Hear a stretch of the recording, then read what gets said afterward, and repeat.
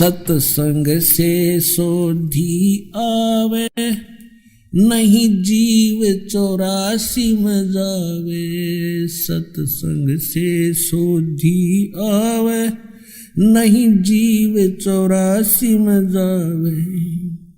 अब मेटो द्वेष और राग, हो राग या उम्र बतेरी जाली। अब मेटो द्वेष और राग, हो राग या उम्र बतेरी जाली। तो अब दास जो क्लियर करना चाहता था वो कंसेप्ट क्लियर हुआ। ये स्पष्ट हुआ कि अक्षर पुरुष एक पेड़ है, निरंजन यानी सरपुरुष वा की डार, और तीनों देवा शाखा है वो पात्र रूप संसार। यानी जमीन से बाहर जो पेड़ का जितना पोर्शन दिखाई देता है, जितना भाग दिखाई देता है, वो तो व्यक्त है, सामने प्रत्यक्ष है, और जो परोक्ष है वो जड़ है। तो उल्टे लटके हुए संसार रूपी वृक्ष का जो तीनों लोकों में प्रवेश करके सबका धारण पोषण करता है, वो परम अक्षर पुरुष है, वो परोक्ष है, वो गुप्त है, वो ऊपर के ब्रह्मांडों में है, सतलोक में, अलखलोक, अगमलोक और फिर अकह लोक।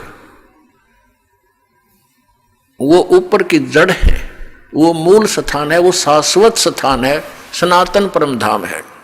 अब हम अपने प्रसंग पर आते हैं कि हमारे लिए जो सदग्रंथ हमें मान्य हैं वो हैं ये पांचों वेद, प्लस में श्रीमद् भगवत गीता। ये तो हमारे हैं पूजा की विधि के, जिनमें जो हमारी वे ऑफ वर्शिप, पूजा का मार्ग, पूजा की विधि लिखी है वो हमें मान्य है। इसके अतिरिक्त यदि कोई मंत्र जाप कोई करता है तो वो गलत है, वो शास्त्र विधि को त्याग कर मनमाना आचरण है। रही पवित्र पुराणों की बात, ये इस तत्व ज्ञान को समझने में सहयोगी हैं जो परमात्मा ने स्वयं आकर के जो सूक्ष्म वेद में जानकारी दी थी आज से 600 वर्ष पहले। जो इन शंकराचार्यों ने, आचार्यों ने, हिंदू धर्म के गुरु संतों ने, परमात्मा कबीर देव जी जो परम अक्षर ब्रह्म हैं, उनको ये कह करके जनता से दूर कर दिया था कि ये अशिक्षित है, ये वेदों और गीता के विषय में कैसे जान सकता है, पुराणों के विषय में ये कैसे जान सकता है, क्योंकि इसने संस्कृत भाषा नहीं पढ़ी, क्योंकि ये जुलाहा और शूद्र वर्ण में ये जन्मा है। लेकिन उनका जन्म नहीं हुआ था, फिर भी वो तो उन्होंने तो ऐसा ही कहना था। और ये कैसे समझ सकता है इन पुराणों को? और उस परमेश्वर ने 600 वर्ष पहले वो ज्ञान दिया था जो आज वेदों और पुराणों और गीता जी में विद्यमान है। वो सूक्ष्म वेद में, सिंपल लैंग्वेज में दिया था।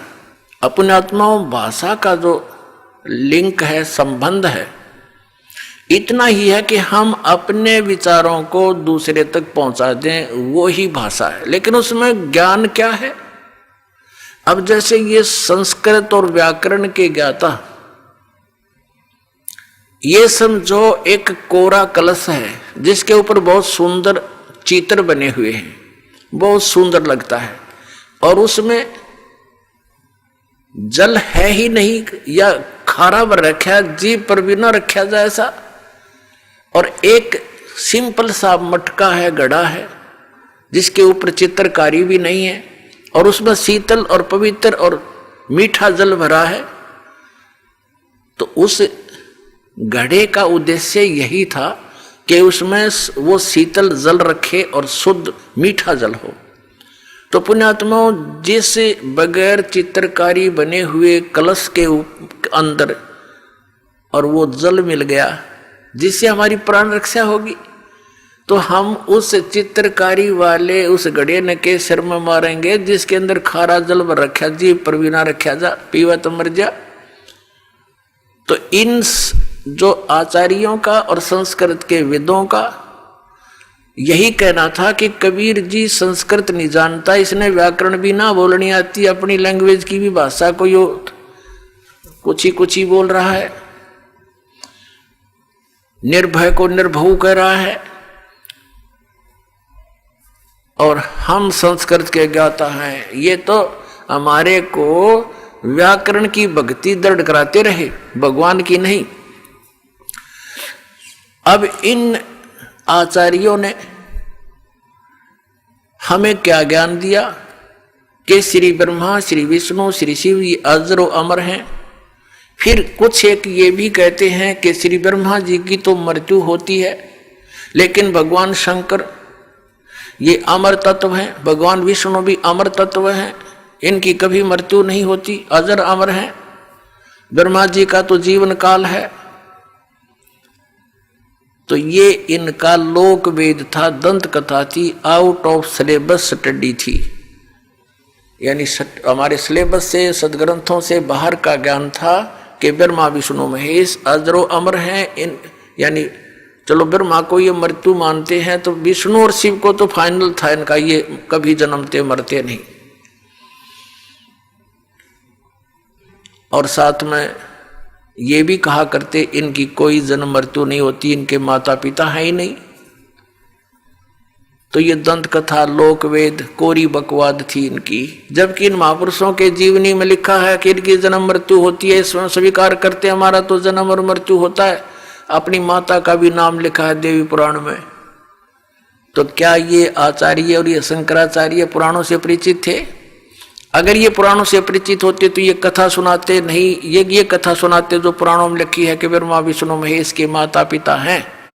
और 2500 वर्ष, 2500 से भी ऊपर वर्ष हो गए, आज 2520 वर्ष हो गए इस पवित्र हिंदू धर्म के प्रचारकों को प्रचार करते हुए। और वैसे तो 5500 वर्ष हो गए इन पवित्र सदग्रंथों को लिपिबद्ध हुए को, और आज तक ये आचार्य मंडलेश्वर हमें नहीं बता सके यथार्थ ज्ञान क्या लिखा है इन पवित्र पुराणों में, पवित्र वेदों में, पवित्र श्रीमद् भगवद गीता में।